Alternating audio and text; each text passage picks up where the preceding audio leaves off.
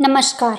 ओम नमः शिवाय। एक बार माता पार्वती ने भगवान शिव से कहा कि हे प्रभु, मैंने पृथ्वी पर देखा है कि जो व्यक्ति पहले से ही दुखी है उसे आप और दुख प्रदान करते हैं, और जो व्यक्ति सुख में है उसे आप दुख नहीं देते। भगवान शिव ने माता पार्वती को यह बात समझाने के लिए माता पार्वती से धरती पर चलने के लिए कहा। भगवान शिव और माता पार्वती ने इंसानी रूप में पति पत्नी का रूप धारण कर लिया और एक गांव के पास जाकर अपना डेरा जमा लिया। शाम के समय भगवान शिव ने माता पार्वती से कहा कि हम मनुष्य रूप में यहाँ आए हैं, इसलिए यहाँ के नियमों का पालन करते हुए हमें यहाँ पर भोजन करना होगा।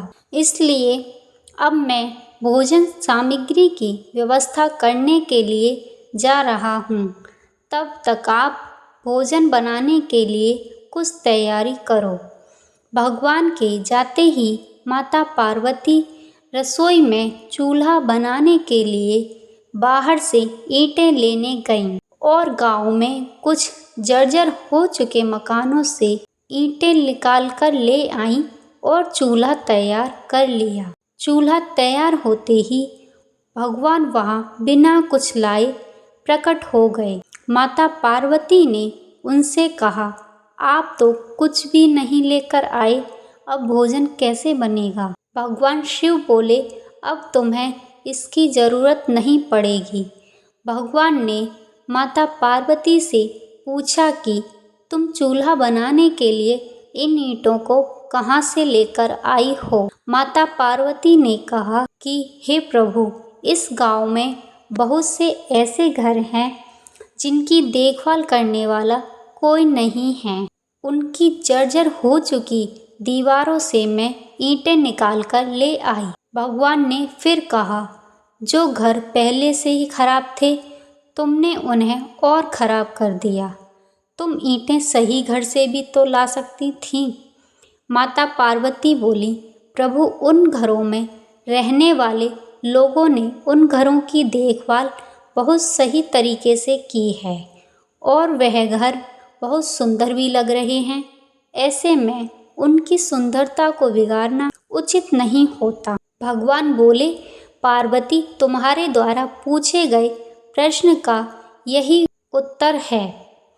जिन लोगों ने अपने घर की देखभाल अच्छी तरह से की है, यानी जिन लोगों ने अपने सही कर्मों से अपने जीवन को सुंदर बना रखा है, उन लोगों को दुख कैसे हो सकता है? और जो मनुष्य अपने जीवन में सुखी है वह अपने कर्मों द्वारा सुखी है, और जो दुखी है वह अपने कर्मों द्वारा ही दुखी है। इसलिए हर मनुष्य को अपने जीवन में ऐसे ही कर्म करने चाहिए जिससे इतनी मजबूती से वे खूबसूरत इमारत खड़ी हों कि कभी भी कोई उनकी एक ईंट भी न निकाल पाए। इसलिए तो कहते हैं, सकारात्मक सोच और निस्वार्थ भावना की ज़रूरत है। इसलिए अपने जीवन में हमेशा सही रास्ता चुनें और अपने जीवन को सुखी बनाएं।